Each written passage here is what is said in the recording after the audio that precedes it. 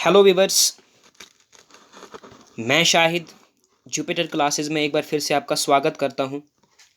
तो आज हम स्टार्ट करने जा रहे हैं आपका चैप्टर नंबर 12, ठीक है, जो है concept and measurement of national income.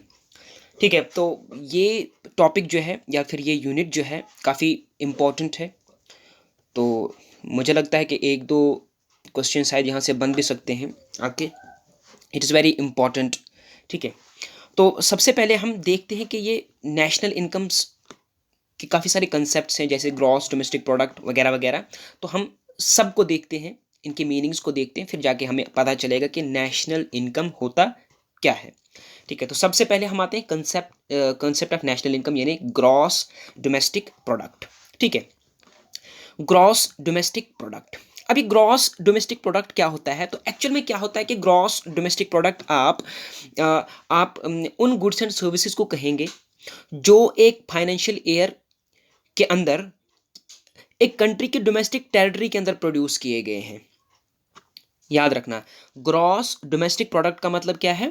Gross domestic product का मतलब ये है कि ये ग्रॉस डोमेस्टिक प्रोडक्ट में हम उन गुड्स एंड सर्विसेज को इंक्लूड करते हैं जो एक फाइनेंशियल ईयर के अंदर किसी भी कंट्री के डोमेस्टिक टेरिटरी के अंदर प्रोड्यूस किए गए हैं, वेदर बाय द फॉरेनर्स और बाय द इंडियंस। क्यों, क्या होता है कि अब आपको पता है कि भाई कुछ लोग जो हैं फॉरेनर्स वो हमारे इंडिया में काम करते हैं और उसी तरह से कुछ हमारे इंडियंस जो हैं वो बाहर की किसी कंट्री में काम करते हैं। तो ग्रॉस डोमेस्टिक प्रोडक्ट में हम उन गुड्स एंड सर्विसेज को भी इंक्लूड करते हैं जो फॉरेनर्स ने प्रोड्यूस किए हैं। ठीक है, यानी जिनकी प्रोडक्शन में हमने फॉरेनर्स को भी एम्प्लॉय किया हुआ था। ठीक है, तो गुड्स ग्रॉस डोमेस्टिक प्रोडक्ट यानी जीडीपी का मतलब क्या है? द वैल्यू और the market value of all the goods and the services produced with in the domestic territory of a country. ठीक है, इन द फाइनेंशियल ईयर, यानी एक फाइनेंशियल ईयर के अंदर किसी भी डोमेस्टिक टेरिटरी में या फिर किसी भी कंट्री के अंदर कितनी इनकम जनरेट हुई है। ठीक है, कितनी इनकम जनरेट हुई है उसको कहेंगे आप ग्रॉस डोमेस्टिक प्रोडक्ट। ठीक है, यहाँ पे मैंने डेफिनेशन भी लिखी है कि gross domestic product is the value of goods and services that are produced with the domestic territory of the country in one single year. ठीक है, अब यहाँ पर दो चीज़ें दिमाग में रखने की दरकार है। पहली कि ये जो ग्रॉस डोमेस्टिक प्रोडक्ट है it measures the market value of annual output. In other words GDP is a monetary measure. अब क्या होता है कि हम गुड्स एंड सर्विसेज जो भी प्रोड्यूस करते हैं तो उनकी वैल्यू को हम मेजर करते हैं इन टर्म्स ऑफ मनी। तो ठीक है, in terms of money measure करते हैं, यानी कि गुड्स एंड सर्विसेज की जो वैल्यू है उसको हम मान लीजिए कि आपके पास एक पेन है तो उसकी वैल्यू क्या है? उसकी वैल्यू वही है जितने में आपने उसको खरीदा है, 5 रुपये में, 10 रुपये में, 20 रुपये में, 50 रुपये में। ठीक है, तो इसीलिए जो भी जितने भी गुड्स एंड सर्विसेज प्रोड्यूस होते हैं उनके वैल्यू हम in terms of money measure करते हैं। तो जीडीपी क्या है? एक मॉनेटरी मेजर है। क्या है? मॉनेटरी मेजर है। तो या क्या होता है कि goods and services market value, annual output जितना भी प्रोड्यूस हुआ है यानी साल में जितना भी प्रोड्यूस हुआ प्रोडक्शन हुई है उसकी मार्केट वैल्यू यानी मार्केट लेवल पे मार्केट में उसकी प्राइसेस कितनी है, उस बेसिस पर कितना आउटपुट प्रोड्यूस हुआ है, कितना आउटपुट जनरेट हुआ है, तो उसको आप जीडीपी कहते हो। दूसरा दूसरा फैक्टर जो आपने दिमाग में रखना है वो ये कि जब हम गुड्स एंड सर्विसेज क्या कहते हैं, गुड्स एंड सर्विसेज प्रोड्यूस करते हैं उनकी वैल्यू जो है डिटरमाइन करते हैं या मेजर करते हैं, तो क्या करते हैं हम जो है इंटरमीडिएट गुड्स की वैल्यू नहीं मेजर करते बल्कि फाइनल गुड्स एंड सर्विसेज की वैल्यू को मेजर करते हैं। याद रखना, फाइनल गुड्स एंड सर्विसेज की वैल्यू को मेजर करते हैं। We measure the market value of only final goods and ignore the transaction of intermediate goods. एक होता है फाइनल गुड्स, एक होता है इंटरमीडिएट गुड्स। ठीक है, तो final goods are those goods which are purchase for the final use, they are not use in any type of production. तो फाइनल गुड्स आपके वो गुड्स हो गए जिनको आप फाइनल यूज़ के लिए इस्तेमाल करते हो, यानी कि फाइनल यूज़ के लिए ख़रीदते हो और आप कुछ उनको किसी दूसरी प्रोडक्शन में इस्तेमाल नहीं करते। जैसे पेन है, ठीक है, आप इसको किसी प्रोडक्शन में इस्तेमाल नहीं कर सकते। जैसे बुक है, कापी है, ठीक है, आप इसे कोई दूसरी चीज़ प्रोड्यूस करने के लिए इस्तेमाल नहीं कर सकते हैं। समझ आ गई आपको? उसी तरह से intermediate goods are those goods, ठीक है, are those goods which are purchased for the further processing for the resale और for the resale. Gross domestic product has the following components, ये तो हम आगे करेंगे, लेकिन पहले इंटरमीडिएट गुड्स क्या होता है। इंटरमीडिएट गुड्स आपके वो गुड्स आगे जिनको आप फाइनल कंजप्शन के लिए भी इस्तेमाल कर सकते हो, और क्या कहते हैं, किसी दूसरी चीज़ को परचेज करने के लिए, प्रोड्यूस करने के लिए भी इस्तेमाल कर सकते हो। जैसे आपका आटा आ गया, चावल आ गया, दालें आ गई, वगैरह वगैरह, ये आपके फाइनल गुड्स भी हैं और इंटरमीडिएट गुड्स भी, क्योंकि आप इनको फर्दर प्रोसेसिंग के लिए भी इस्तेमाल कर सकते हैं। अब ये जो ग्रॉस डोमेस्टिक प्रोडक्ट होता है, इसमें क्या क्या होता है वो देखते हैं।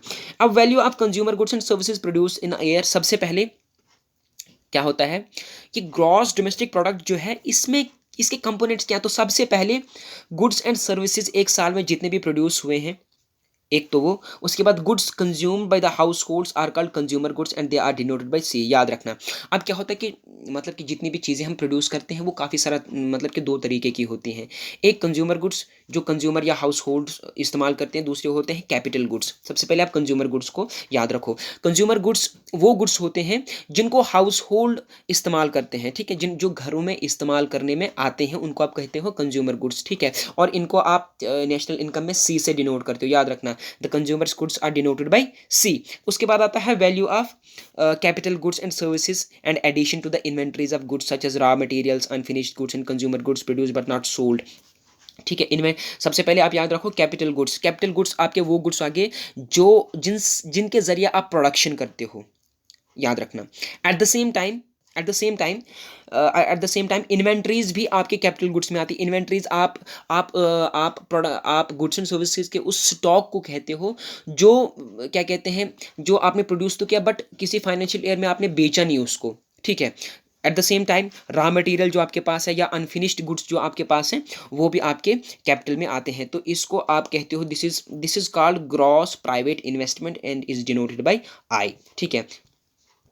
उसके बाद आता है value of output which is taken to be equal to the value of the goods and the services purchase by the government. इसके अलावा जो गवर्नमेंट भी बहुत सारी चीज़ें खरीदती है, ठीक है, कंज्यूमर्स भी खरीदते हैं, हमारे इन्वेस्टर्स भी खरीदते हैं या एंटरप्रेन्योर्स भी खरीदते हैं, तो at the same time government भी चीज़ों को खरीदती है। तो जितनी चीज़ें गवर्नमेंट खरीदती है उनकी वैल्यू को भी हम जीडीपी में इंक्लूड करते हैं और इसको हम जी से डिनोट करते हैं। अब उसके अलावा नेट एक्सपोर्ट, एक होता है एक्सपोर्ट, एक होता है नेट एक्सपोर्ट। अब ये नेट एक्सपोर्ट क्या होता है मैं बाद में बताता हूँ, पहले आप ये बात याद रखो कि net export which is equal to the value of the goods exported minus value of the good minus, sorry, net export मतलब कि बाहर कोई चीज़ भेजना। नेट एक्सपोर्ट मतलब the difference between the goods imported and the goods exported, ठीक है। और ये जो नेट एक्सपोर्ट है आपका नेगेटिव भी हो सकता है और पॉजिटिव भी हो सकता है। अगर आपका इंपोर्ट ज़्यादा है और एक्सपोर्ट कम है तो आपका जो नेट एक्सपोर्ट है वो माइनस में होगा। अगर आपका इंपोर्ट कम है, एक्सपोर्ट ज़्यादा है, तो आपका जो नेट एक्सपोर्ट है वो प्लस में होगा, ठीक है, पॉजिटिव होगा, ठीक है। तो वी ऑब्टेन्ड मार्केट, अब क्या होता है कि अब gross domestic product at market prices पे हम किस तरीके से अटेन करते हैं, तो जाहिर सी बात है GDP at market prices is attained by adding up the all the goods and the services that is consumer goods, capital goods, उसके बाद गवर्नमेंट गुड्स, ठीक है, या गवर्नमेंट एक्सपेंडिचर या नेट एक्सपोर्ट, ठीक है। तो where N X is X minus M, ठीक है। अब ये ग्रॉस नेशनल प्रोडक्ट क्या होता है, जीडीपी का मतलब, यार जीडीपी का मतलब पता चल चुका होगा आपको। जीडीपी का मतलब क्या है, वो गुड्स एंड सर्विसेज जो एक साल के अंदर किसी भी कंट्री के डोमेस्टिक टेरिटरी के अंदर प्रोड्यूस हुए हैं, या वो इनकम जो एक साल के अंदर जनरेट हुई है एक कंट्री में, ठीक है। अब आता है ग्रॉस नेशनल प्रोडक्ट, ये बहुत इंपॉर्टेंट है।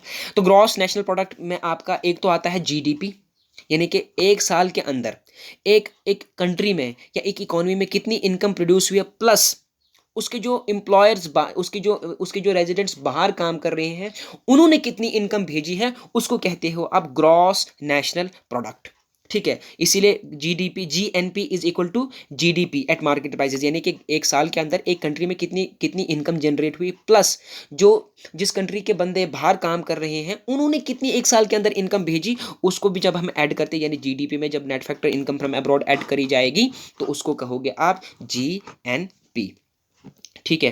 Factor income from abroad factor income from abroad is the income earn by the residents in a foreign country. क्या है फैक्टर इनकम फ्रॉम अब्रॉड? क्या है? वो इनकम है जो हमारे रेजिडेंट जो हमारे इंडिया के रेजिडेंट्स किसी बाहर के कंट्री में काम कर रहे हैं उसको, और वो वहाँ से इनकम भेजें, तो वो उनकी इनकम आ गई फैक्टर इनकम फ्रॉम अब्रॉड। ठीक है, अब ये net factor income from abroad क्या होता है? अब जैसे मैंने पहले पहले भी लेक्चर की शुरुआत में बताया था कि कुछ हमारे इंडियंस बाहर काम करते हैं और एट द सेम टाइम कुछ फॉरेनर्स हमारे इंडिया में काम करते हैं। ठीक है, तो जब हम तो हमारे इंडियंस इनकम लेकर के आते हैं और फॉरेनर्स इनकम लेकर के जाते हैं। तो जब हम इनकम इनकम लेकर के आने को और इनकम लेकर के जाने को माइनस करेंगे, तो जो इनकम बचेगी उसको कहोगे आप नेट फैक्टर इनकम। ठीक है, और नेट फैक्टर इनकम आपकी जो है नेगेटिव भी हो सकती है, पॉजिटिव भी हो सकती है। अगर net factor income from abroad is more than the net factor income earned by the foreigners in our country is, अगर more than the net factor income will be positive, and if the net factor income from abroad is less than the factor income earned by the foreigners in our country, then the net factor income will be negative। ठीक है, अब हम आते हैं net domestic product at market prices पे। ठीक है, अब क्या होता है कि net domestic product at market prices, अब क्या होता है कि ड्यूरिंग प्रोडक्शन प्रोसेस क्या होता है कि काफ़ी सारी मशीन्स एंड इक्विपमेंट्स इस्तेमाल में होती हैं। ठीक है, ऐसे तो नहीं होता है। अब लेकिन क्या होता है कि जब जब हम प्रोडक्शन करते हैं तो इन इन मशीनों की जो कीमत है due to wear and tear कम हो जाती है। ठीक है, जब यार एग्जांपल मैं लेता हूँ, एक सिंपल सा एग्जांपल, जब आप दुकान से एक नया पेन खरीदते हो, अब वो इस्तेमाल भी नहीं हुआ होता है, तो वो 5 रुपये का होता है या 10 रुपये का या 20 रुपये का होता है। बट ओवर द टाइम आप उसको यूज़ करते हो, इसकी इंक खत्म हो जाती है, तो क्या आप उसको 20 रुपये का बेच पाओगे? तब बिल्कुल भी नहीं बेच पाओगे। क्यों? क्योंकि आपने उसको इस्तेमाल किया है। ठीक है, वियर एंड टेयर की वजह से उसकी जो है वैल्यू कम हो गई है। तो उसी तरह से क्या होता है कि जब हम ग्रॉस डोमेस्टिक प्रोडक्ट में से, या हाँ, ग्रॉस डोमेस्टिक या ग्रॉस नेशनल प्रोडक्ट में से क्या करते हैं, ग्रॉस नेशनल प्रोडक्ट में, डोमेस्टिक प्रोडक्ट में जब हम क्या करते हैं, जब हम डेप्रिसिएशन, मतलब डेप्रिसिएशन निकालते हैं, तो हमारे पास आता है net domestic product at market prices. अब ये क्या होता है ग्रॉस, ये डेप्रिसिएशन क्या होता है? डेप्रिसिएशन होता है the decrease in the value of the capital goods, the decrease in the value of the machinery. ठीक है, मशीनरी की वैल्यू में डिक्रीज होने को हम कहते हैं डेप्रिसिएशन। और ये डेप्रिसिएशन किस वजह से होती है? प्रोडक्शन प्रोसेस से होती है। ठीक है, सेंस अब क्या होता है कि जब हम ग्रॉस डोमेस्टिक प्रोडक्ट में से डेप्रिसिएशन को माइनस करते हैं, तो हमारे पास आता है net domestic product at market prices. ठीक है, अब हम आते हैं net domestic product at factor cost. Net domestic product at factor cost. अब देखो, फैक्टर कॉस्ट का मतलब क्या होता है? फैक्टर कॉस्ट का मतलब होता है the income that is given to the factor of production with land, labor, capital and entrepreneur। ठीक है, फैक्टर कॉस्ट का मतलब कि कॉस्ट ऑफ प्रोडक्शन पे आपका जो खर्च आया उसको कहोगे आप cost of factor of production. तो net national product at factor cost is simply what we call national income. तो नेशनल इनकम इज एक्चुअली, याद रखना, ये नेशनल इनकम क्या है? National income is actually the net national product at factor cost और the net national income earned by the residents and the foreigners of a country। ठीक है, since the value of the goods and the services is determined by the cost incurred on their production and the cost of the production arises because of employing factor of production which are paid as reward। तो क्या होता है कि अब जो होता है, किसी भी चीज़ की जो वैल्यू हम डिटरमाइन करते हैं, तो वो उस किस बिना पे करते हैं कि उस पर हमें कितना खर्चा आया है। ठीक है, उस पर हमें कितना खर्चा आया है। ठीक है, उसको बनाने में कितना खर्च आया है, तो एट द सेम टाइम उसकी वैल्यू भी हम उतनी ही लगा देते हैं in terms of money. But thus the cost incurred is actually equal to the reward that various factors of production get. तो इसका मतलब क्या है? एक चीज़ को, मान लीजिए एक कंट्री में सिर्फ एक पेन बनता है, मान लीजिए एक पेन बनता है, और उसकी जो निब है उसको बनाने में हमने कोई और एम्प्लॉय किया है, ऊपर से जो वो प्लास्टिक का थोड़ा सा वो मटेरियल लगा है उसको बनाने में कोई और एम्प्लॉय किया हमने। ठीक है, सिक्का बनाने में कोई और एम्प्लॉय किया हमने, उसके बाद स्याही बनाने में कोई और एम्प्लॉय किया हमने, ऊपर से जो ढक्कन है उसको बनाने में कोई और एम्प्लॉय किया हमने। तो अब जो खर्चा आएगा वो कॉस्ट ऑफ प्रोडक्शन होगी, है ना। और कॉस्ट ऑफ प्रोडक्शन का मतलब हमने जो खर्चा किया वो हमने फैक्टर्स ऑफ प्रोडक्शन को क्या दी, उनको वेजेस दी या जो कुछ भी इनकम दी, तो मतलब कि जो हमने कॉस्ट लगाई वो एक्चुअली किसी की इनकम है, जो हमने कॉस्ट इनकर की है वो किसी की इनकम है। जो जो लैंड का ओनर है उसको रेंट मिला, जो ओनर जो कैपिटल का ओनर है उसको इंटरेस्ट मिला, जो लेबर हमें सर्व कर रहा है उसको हमने वेजेस दी, और एंटरप्रेन्योर को एट द लास्ट क्या मिलता है, प्रॉफिट मिलता है। तो इसीलिए national product, net national product at market price is the national income of an economy, ठीक है। A part of this income is given to the government in the form of tax. अब जो income हम साल भर में कमाते हैं तो उसका कुछ हिस्सा सरकार ले लेती है in the form of tax. Similarly at the same time government gives subsidies on various goods and services, ये भी आपको पता होगा, ठीक है। Therefore national income or product at factor cost is equal to the national product minus taxes plus subsidies. अब आप confuse हो गए होंगे यहाँ पे। तो नेशनल प्रोडक्ट क्या, national income at factor cost क्या है, या national product at factor cost क्या है, national income net is net indirect tax, sorry, net of direct taxes and subsidies is called net direct taxes, ठीक है। Therefore net national product at market price is net indirect taxes, ठीक है। When we minus tax from NNP at factor cost because taxes reduce income and we add subsidies because subsidies increase the income। अब क्या होता है कि जब net national income में net national income factor cost निकालते हैं तो हम वहाँ पर टैक्सेस को माइनस करते हैं और सब्सिडी को प्लस करते हैं। वो क्यों? क्योंकि टैक्सेस से हमारी इनकम कम होती है और सब्सिडी से हमारी इनकम बढ़ती है। Got it. अब हम आते हैं पर्सनल इनकम पे। तो पर्सनल इनकम यार सेम है, personal income is the income that is earn by the all the individuals and households during a given period of time या given during a given year, ठीक है। तो personal income, simple personal income जो है वो national income ही है, ठीक है। नेशनल इनकम या net national income at factor cost is actually equal to personal income. तो ये दोनों चीज़ें सेम है।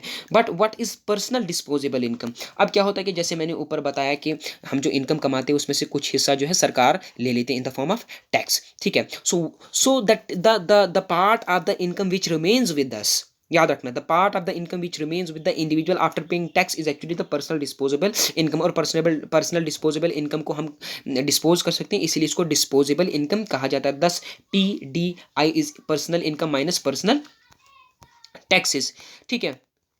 अब क्या होता है कि जो आपके पास इनकम बच जाती है, कुछ हिस्सा कंज्यूम होता है और कुछ हिस्सा सेव होता है, इसीलिए हम ये कह सकते हैं कि personal disposable income is equal to consumption plus savings, ठीक है। अब हम नेक्स्ट लेक्चर में करेंगे मेजरमेंट ऑफ नेशनल इनकम के, किस तरीके से नेशनल इनकम को मेजर करते हैं। हमारे पास 3 मेथड्स हैं, value added method, income method, expenditure methods. तो ये था आज का लेक्चर। वीडियो पसंद आया हो तो लाइक शेयर करो, कमेंट भी करो, ठीक है। और चैनल को सब्सक्राइब करो, और साथ ही में अब तक अगर हमारा एंड्रॉयड एप्लीकेशन डाउनलोड नहीं किया है तो उसको भी डाउनलोड करो, ठीक है। So thank you.